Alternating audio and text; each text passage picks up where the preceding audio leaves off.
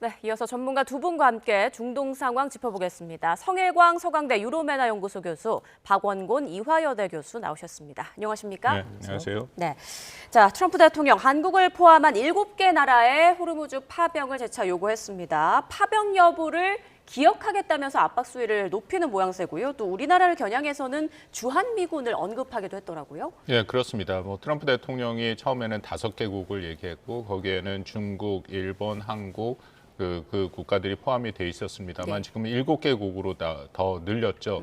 나머지 2개국은 어딘지 확인이 되지는 않고 있고. 근데 일정 수준 트럼프 대통령이 이런 반응을 보일 것은 예상이 됐습니다. 왜냐하면 트럼프 대통령이 1기에 이어서 2기 때에는 보다 강력하게 동맹국이 책임과 비용을 훨씬 더 증대해야 된다. 그러니까 미국이 더는 세계 경찰의 역할을 할 수 있는 상황이 아니고 그래서 지역이나 각자의 그 부과된 위협은 1차적으로 동맹국이 책임을 지라 그런 생각을 갖고 계속해서 국방전략서라든지 국가안보전략서에서 그런 것을 쓰고 있었거든요. 근데 이번 같은 경우에도 호르무즈 해협을 보니까 트럼프 대통령의 표현입니다만 미국은 거기서 1%도 안 되는 원유가 수입이 되고 나머지 국가들은 거기서 대부분의 원유를 수입하고 있지 않느냐. 예를 들어서 이게 수치는 트럼프 대통령이 말한 건 다 틀렸는데요. 일본 같은 경우에 90%, 한국은 약 70%, 그리고 중국이 50% 정도 되니까 트럼프 대통령의 생각에는 그런 그 국가들이 오히려 호르무즈 해협의 안정, 그러니까 항행의 안정성을 지키는 그런 군사작전에 동원이 돼야 되는 거 아니냐라고 또 얘기를 했고 나토 국가들 같은 경우에도 이건 트럼프 대통령의 표현입니다만 우크라이나 러시아 전쟁이 유럽에서 발생한 건데 미국은 거의 상관이 없음에도 불구하고 굉장히 기여를 했으니까 이제는 나토 국가들이 미국이 시작한 이 전쟁에 대해서 기여를 해라. 이제 그런 생각을 갖고 있기 때문에 글쎄 조심스럽긴 합니다만 트럼프의 이런 동맹관, 거래 비용적 동맹관을 생각할 때 이것이 결코 단기적으로 한 번으로 끝나지 않고 어떤 형식이든지 동맹국의 책임과 비용을 물을 가능성은 있다라고 생각합니다. 그냥 엄포에 그치지는 않을 것이다라는 말씀이시군요. 그런데 파견 요청을 받은 나라 가운데 아직 참여 의사를 밝힌 곳은 없습니다. 영국은 사실상 거부를 했고 트럼프가 거론하지 않은 지금 호주나 독일도 선을 그은 상황이거든요. 사실상 현재 지금 내가 파견을 하겠다라고 말하기가 쉽지 않은 상황이잖아요. 그렇습니다. 유럽 국가들이 사실상 난색을 표하고 있는 그런 상황이 됐고요. 그렇기 때문에 저희도 지금 이제 이 문제가 상당히 어려운 문제로 지금 대두되고 있는데 고민이 깊어지고 있고 결국 이제 유럽 국가들이 어떻게 움직이는 것도 저희도 계속 보면서 모니터링하면서 일단 시간을 좀 보내야 됩니다. 시간을 보면서 우리의 할 수 있는 수단, 대화, 노력 그리고 미국 쪽에서 계속 내놓는 반응 등을 보면서 우리가 할 수 있는 것들을 준비를 해야 될 텐데요. 계속해서 우리가 즉답을 할 필요는 없어요. 그러니까 계속 시간을 좀 가지면서 어떻게 할지를 고민해보는 그런 시간을 좀 가질 필요가 있다 이렇게 봅니다. 이런 가운데 조현 외교부 장관이 마코 루비오 미 국무부 장관과 전화 통화를 한 사실이 알려졌습니다. 미국 요청에 따른 통화라고 하더라고요. 이게 미국 정부의 공식적인 파견 요청이다 이렇게 볼 수도 있을까요? 아직은 공식적으로 보기는 어렵고 더군다나 파견이다라는 그 표현이 정확히 나오진 않았습니다. 아마도 그렇지만 조만간에 공식적인 파견 요청이 올 가능성은 배제할 수 없다라고 좀 전에 말씀을 드렸고요. 근데 이것이 간단한 문제가 아니라 파견 요청이 오더라도 만약에 미국이 이것을 하나의 그 단일된 군사 지휘 체제를 묶어서 이른바 다국적 군을 만들겠다 하면은 이게 문제가 복잡해집니다. 1차적으로 우리도 그러면은 사실은 전쟁을 할 수 있는 전쟁에 준하는 그런 군함을 보내야 되기 때문에 국회의 비준 동의가 필요하거든요.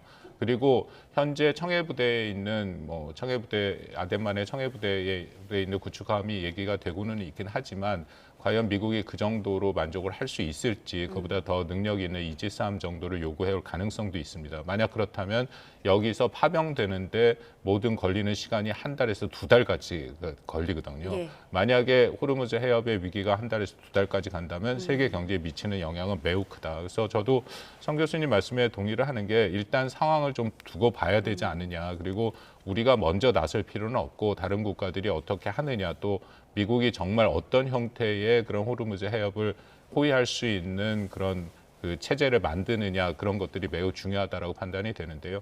현재로서는 유조선 그게 간단한 문제가 아니라 말씀드린 게 유조선 한 척을 호위하는데 최소한 2척의 군함이 필요하고 예를 들어서 유조선도 일종의 전단을 만들고 가지고 가지 않습니까? 5, 6척이 간다면 최소한 12척 정도는 필요하고요. 또 더불어서 기뢰가 아직 완전히 그 전면적으로 부설된 것 같진 않습니다. 예. 그렇기 때문에 방금 YTN 리포트에도 나온 것처럼 중국이나 인도에서는 뭐 파키스탄까지 포함해서 그런 유조선이 호르무즈 해협을 지나갔다 얘기를 하니까 근데 그래도 일부 지역에 기뢰가 매설돼 있다면 기뢰를 제거하는 소해함이 먼저 가야 되는 부분도 있거든요. 그렇기 때문에 이 모든 것이 실질적으로 들어가서 군사적인 상황을 보면 그렇게 하루 이틀 만에 결정돼서 될 일은 아니다. 그렇게 판단은 됩니다. 네, 앞서 트럼프 대통령이 중국에도 파병 요청을 했었잖아요. 그런데 조금 전 들어온 내용입니다. 트럼프 대통령이 중국에 이달 말로 예정됐던 미중 정상회담을 한 달 정도 연기할 걸 요청했다. 이런 소식이 들어왔는데 한 달이란 시기도 좀 궁금하고요. 그리고 어떤 의미로 이런 요청을 한 걸까요? 뭐 여러 가지 진위 여부는 좀 확인을 해봐야 될 것 같긴 예. 한데요. 일단은 트럼프 대통령이 전쟁을 계속 진행하고 있는 상황이고 미중 간의 정상회담이 3월 말 4월 초에 지금 예정돼 있지 않습니까?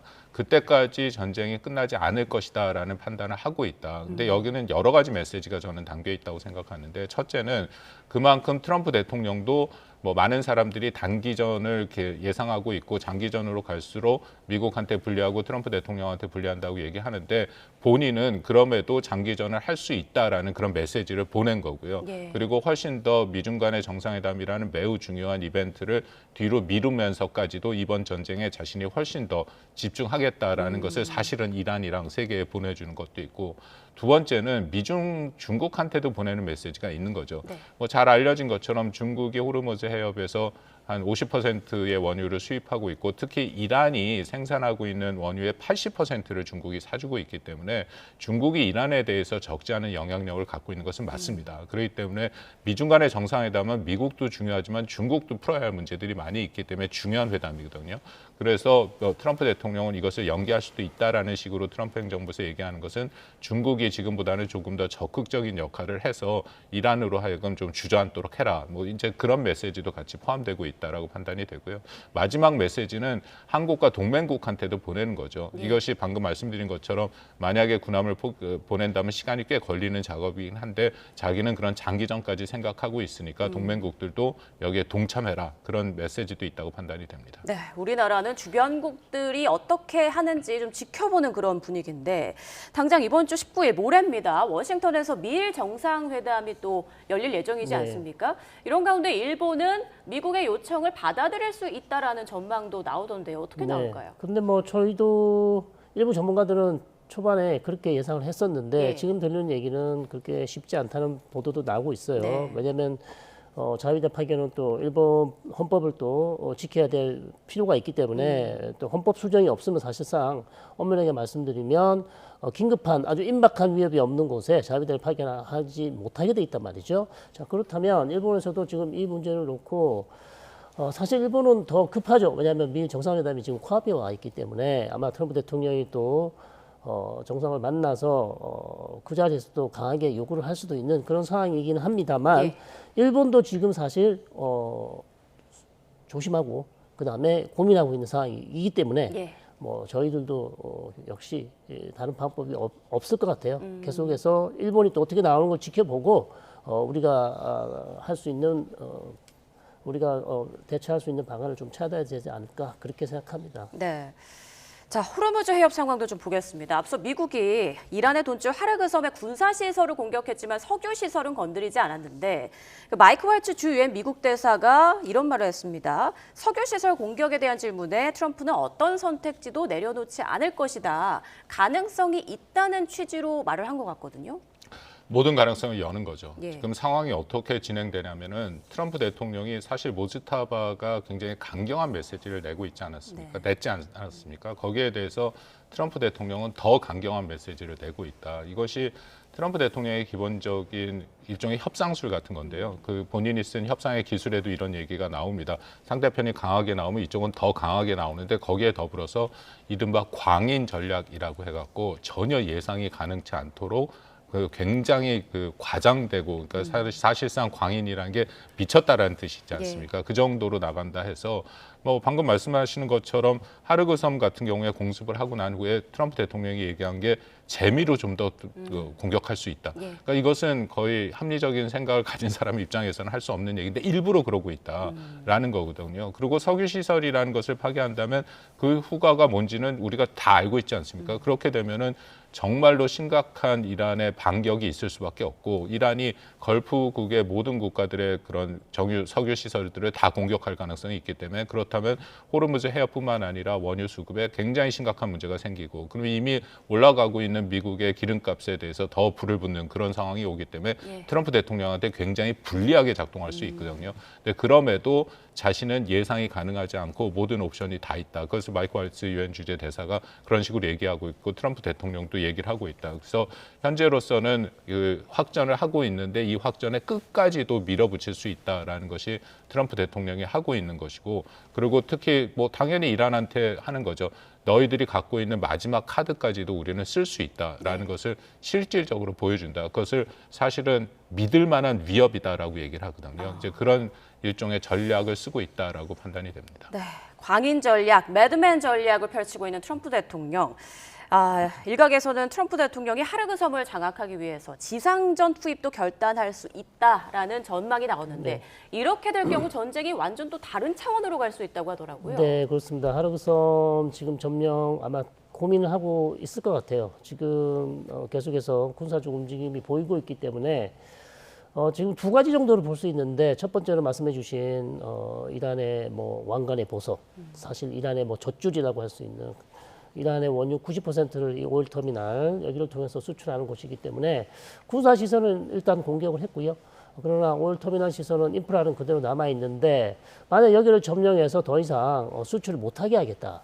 자, 그렇다면 이란의 대응은 아주 강하게 나올 수밖에 없는 그런 상황인 것 같아요. 그래서 이게 그냥 점령하는 거로 끝나는 게 아니고요. 점령하면 그러면 어떤 오일 수출을 막겠다는 것인지 실제로 막으면 그거는 뭐 오일 인프라를 파괴하는 거랑 사실 마찬가지거든요. 자, 그렇게 되면 이란 상당히 격렬한 반응이 예상되고 그렇다면 걸프 지역에 있는 다른 유전들을 공격할 가능성이 상당히 높아 보입니다. 그리고 두 번째 군사적 작전은 아마도 지금 이스파한 원전에 숨겨져 있는 것으로 알려져 450kg에 60% 이상 농축된 고농축 우라늄 이걸 지금 회수를 해야 된단 말이죠. 아마 이스라엘 측에서 강하게 이걸 아마 요구하고 있는 것 같은데 월스트리트 저널이 지금 보도한 내용에 따르면 최소 1,000명 이상의 병력이 들어가야 이것을 회수할 수 있다고 얘기를 하고 있어요. 근데 거기에 1,000명 이상의 거의 뭐 어마어마한 숫자의 병력을 투입한다면 사상자가 많이 나올 수도 있고요. 자, 그렇다면 전쟁은 더 길어질 수도 있고 어찌 보면 트럼프 대통령이 더 수렁에 빠질 수도 있습니다. 그래서 이건 상당히 위험한 작전이기 때문에 뭐 가능성이 얼마나 되는지 지금은 알 수 없을 것 같습니다. 네, 미국이 하르그 섬을 장악할 경우 오만 쪽에 있는 자스크항이 다음 표적이 될 수 있다라는 전망도 있던데 자스크항은 어떤 곳인가요? 자스크항은 일반 이란의 나머지 그러니까 하르그 섬이 가장 핵심적인 원유 수출 기지라고 하면 자스크항 같은 경우에는 그 나머지를 해서 하루에 약 100만 배럴 정도 수준으로 하고 있다. 하르그의 한 절반 정도 되고요. 실제 운영 능력은 이거보다 훨씬 더 낮다라고 얘기를 합니다. 왜냐하면 이란이 하르그 섬을 주로 사용을 하기 때문에 그런데요. 근데 이것을 또 점령할 수 있다라고 얘기를 하는 것은 그만큼 모든 가능성을 열고 있다.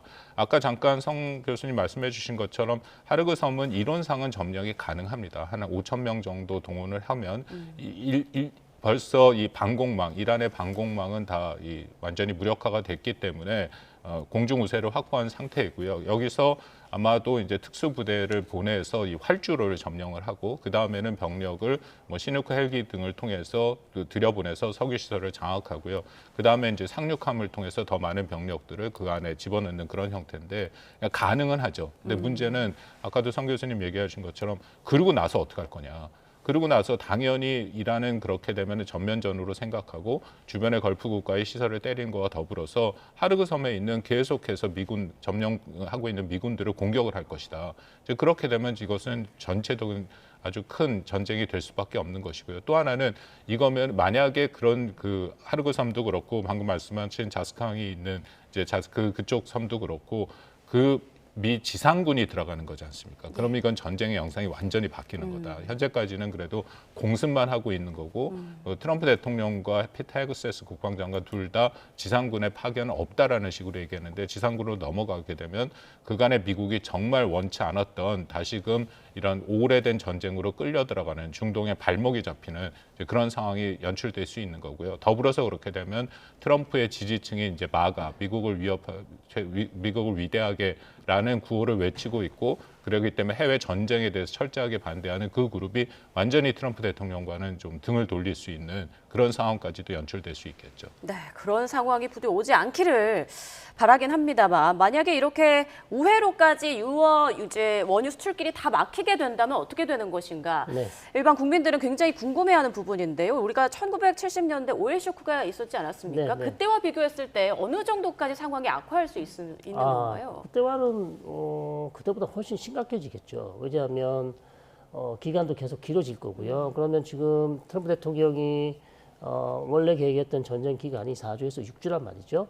그러면 4월 중순까지가 6주예요. 근데 그 사이에 어떤 돌파구가 없거나 예. 미국과 이란 간에 어떤 휴전이 되지 않는다면 4월 중순을 넘길 수도 있단 말입니다. 그렇다면 이게 이제 4월 말로 갈 수도 있는 거기 때문에 상황은 그때보다 더 심각해질 수 있고 또 그 중간에 또 미국과 이란 간의 어떤 교전 상황에서 이란 측이 사우디아라비아나 아부다비나 여기 아주 중요한 아람코 즉 사우디 아람코나 아니면 아부다비의 다른 유전 그리고 카타르에 있는 LNG 시설 이런 시설에 대해서 아마 대대적인 만약 공격을 한다면 예.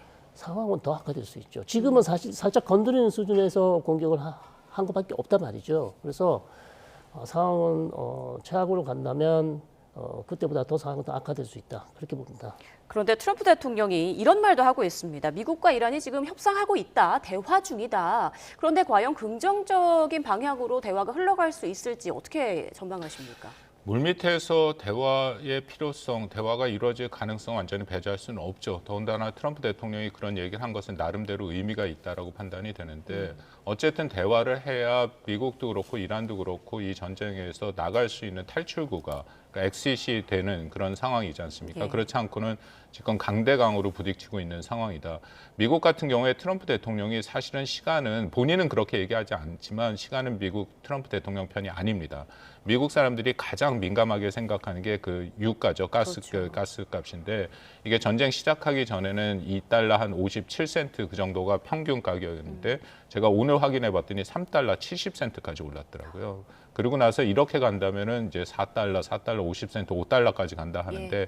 이미 $4를 넘어가면 이건 체감 미국민들 유권자들이 체감 경제 지표의 가장 핵심이기 때문에 뭐 이유야 어쨌든 간에 트럼프 대통령의 책임을 물을 수밖에 없는 것이고 그렇다면 미국 국내 여론이 굉장히 나빠질 수밖에 없다. 이미 여론조사 일부에서 나옵니다. 미국이 수행했던 역대 전쟁 중에 현재 이란 전쟁, 이 전쟁이 가장 지지도가 낮은 그런 전쟁이기도 하거든요. 그러니까 이런 상황에서 그 확전을 하고 전쟁이 계속된다는 것은 트럼프 대통령에게는 부담이 될 수밖에 없는 것이고 이란도 마찬가지죠. 현재 지도부 우리 뭐 얘기를 나눌 수 있겠습니다만 모스타바가 모습을 보이지 않고 있다는 것은 체제 기반 자체가 아직 확실히 확립되지 않다는 그런 반증도 되는데 그런 상황에서 전쟁을 길게 끌어갈수록 이란한테도 결코 유리하진 않다. 그래서 물밑에서 서로 간에 그런 대화가 있을 수는 있는데 중요한 것은 미국이든 이란이든 뭔가 명분이 있어야 전쟁을 끝내지 않습니까? 예. 그런데 그 명분을 서로 만드는 것이 굉장히 어렵다. 현재 상황에서는 그렇게 판단이 됩니다. 네.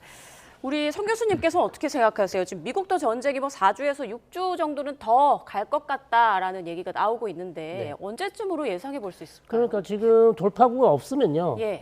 트럼프 대통령이 계획한 4주, 6주 채우겠죠. 그럼 6주라면 제가 말씀드린 대로 4월 중순까지 가는 것이고 다만 우리 교수님께서 설명해 주신 것처럼 물밑에서 협상은 계속 되고 있어요. 근데 들여다보면 이란이 휴전 조건을 되게 높게 잡았단 말이죠. 그러니까 사실 트럼프 대통령이 들어줄 수 없는 조건이에요. 그러니까 트럼프 대통령이 계속 그렇게 말하고 있습니다. 이란이 준비가 안 됐다. 이란이 준비가 안 됐다는 것은 이란이 조금 양보를 해야 내가 할 텐데 이란이 계속해서 뭐 불가침 조약, 그다음에 배상하라. 그리고 걸프 국가에서 미군 다 빼라. 뭐 이런 얘기를 하고 있단 말이죠. 그러니까 이 조건을 조금 낮춰줘야 트럼프 대통령도 출구 전략을 찾을 수 있다는 겁니다. 예. 그래서 이 부분은 계속해서 협상을 통해서 조금 양측 간 입장 차를 줄일 때 휴전으로 갈 가능성은 있지만 만약에 이란이 계속해서 이렇게 버티면 상황은 휴전 가기는 좀 어렵지 않나 이렇게 보고 있습니다. 네, 그런데 이미 애초 트럼프 대통령이 그렸던 계획과는 달리 상황이 펼쳐지고 있지 않습니까? 이제 트럼프 대통령이 어떤 방향으로 가든 간에 어떤 선택지를 택하든 간에 그 파장은 감당할 수 없는 상황이 됐다라는 분석도 있습니다. 어떻게 보시나요? 그렇습니다. 단기전이 됐든 장기전이 됐든 트럼프한테는 지금 다 불리하게 작동하는 거죠. 예를 들어서 단기전을 해서 뭐 트럼프 대통령의 성향상 무조건 이겼다 하고 나올 경우에 그렇지만 미국에서 세계 언론에서는 정말 이겼느냐. 그러니까 트럼프 대통령이 처음 얘기했던 일종의 그 이란의 리짐 체인지라고 불리는 체제 전환도 이루지 않았고 처음에 그 더군다나 이란이 임박한 위협이라 해갖고 이란의 핵에 대한 위협을 계속 얘기했는데 핵 문제에 대한 해결도 되지 않았고 그렇다면은 과연 무엇은 어떤 전쟁 목표를 내세웠는지 그 전쟁 목표가 이루어지지 않았는데도 미국이 그런 식으로 단기전으로 끝냈다라는 것은 비판을 받을 수밖에 없는 것이고요.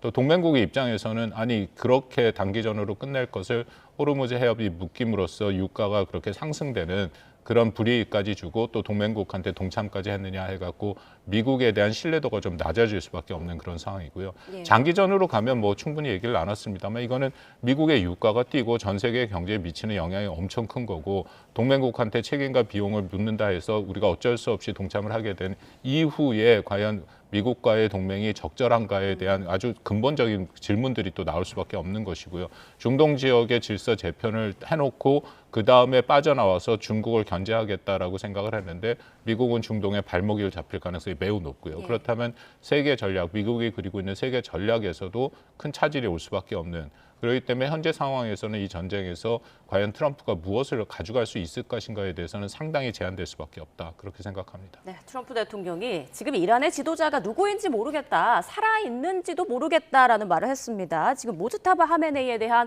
건강 이상설이 계속 확산하고 있는데 지금 한 쿠웨이트 일간지에서는 하메네이가 심각한 부상을 입고 치료를 받기 위해서 러시아에 갔다라고 또 이야기를 전했습니다. 좀 신빙성이 있는 얘기일까요? 글쎄요, 쿠웨이트 쪽에서 아마 이란의 고위 관리 소식통을 인용해서 이제 보도를 했는데 네. 사실 쿠웨이트 일간지 말고는 다른 데서 아무 언론에서 지금 확인할 길이 없습니다. 그렇기 때문에 이란 측에서도 지금 확인을 해주지 않고 있어요. 공식적으로 지금 이란 쪽에서는 아마 이란에 있다고 얘기했겠죠. 굳이 모스크바에 갔다고 얘기할 것 같지는 않습니다. 그래서 다만 계속해서 이런 보도들이 나오는 이유는 모스타바 최고 지도자가 육성도 들려주지 않고 공개 석상에 전혀 나타나고 있지 않기 때문에 신변 여부를 둘러싸고 계속해서 지금 주변에서 의구심만 커지고 있는 그런 상황이에요. 그래서 아마도 부상은 입었으나 미국 쪽에서도 지금 확실한 답변을 내놓지 않고 있습니다. 모르겠다.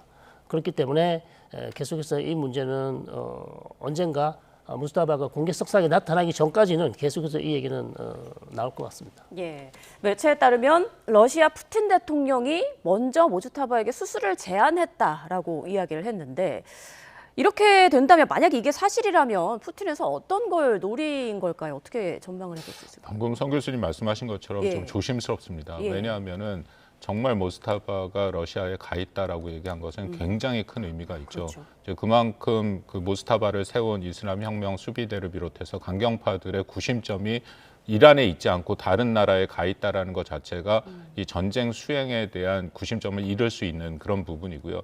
그렇기 때문에 전쟁 중에는 이런 식으로 우리가 흔히 심리전 혹은 좀 더 정확히 말씀드리면 인지전이 지금 진행이 되고 있습니다. 그러니까 상대방에게 굉장히 불리한 정보를 퍼뜨림으로써 전쟁 수행 의지를 꺾는 그런 작업들이 이루어지고 있거든요. 그래서 쿠웨이트에서 나왔다라고 하는데 그 외에는 확인이 되지는 않고 있다. 그렇기 때문에 굉장히 많은 정보들이 가고 있다. 근데 만약에 이것이 사실이라면은 나름대로 러시아 입장에서는 자신들이 카드를 갖고자 하는 것이죠.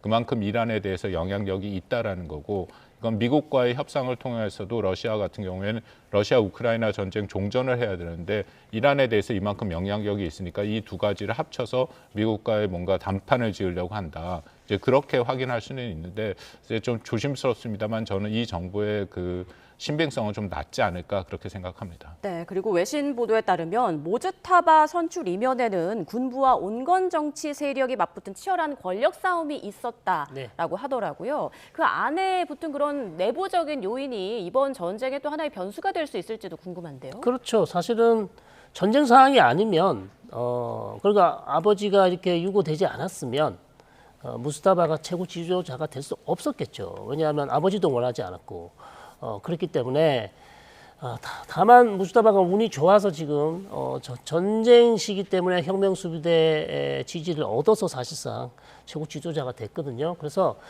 온건파와 강경파의 지금 권력 다툼은 계속되고 있는 것으로 보입니다. 왜냐하면 전쟁 시작 전에 이미 온건파는 전부 다 가택 연금을 당하거나 체포되고 있었습니다. 왜냐하면 서방에 있는 지금 미국의 망명에 있는 팔레비와 내통을 했다는 그런 혐의로 그렇기 때문에 전쟁 전부터 너무나 강경한 핵협상을 해왔기 때문에 온건파 쪽에서는 이러다가 정말 전쟁이 나겠다. 알리 하메네이 최고 지도자를 조금 옆으로 불리고 우리가 미국과 계속 협상을 좀 해야 되겠다라는 그런 모의를 했다는 강경파들의 얘기가 있었어요. 그렇기 때문에 가택연금이나 체포를 당했단 말이죠. 그래서 온건파와 강경파는 계속 지금 싸움을 하고 있지만 사실상 강경파가 이긴 거 아니냐. 그래서 혁명수비다가 지금 자기들이 요리하기 가장 좋은 모스타바를 최고 지도자로 세우고 뒤에서 전쟁을 사실상 진두지휘하고 있는 그래서 어찌 보면 군부가 이란을 지금 통치하고 있는 실질적으로 그렇게 하고 있다. 앞면은 전면은 당연히 최고 지도자가 있지만 그 뒤에는 혁명수비대가 있을 가능성이 높다 이렇게 봅니다. 네, 그렇군요. 자, 지금 3주차에 접어든 전쟁, 겉으로 보여지기에는 상황이 더 악화되고만 있는 것 같은데 부디 뒤에서 이란과 미국의 협상이 좀 잘 진행되기를 바라보겠습니다. 지금까지 성일광 서강대 유로메나 연구소 교수, 박원곤 이화여대 교수와 함께했습니다. 감사합니다.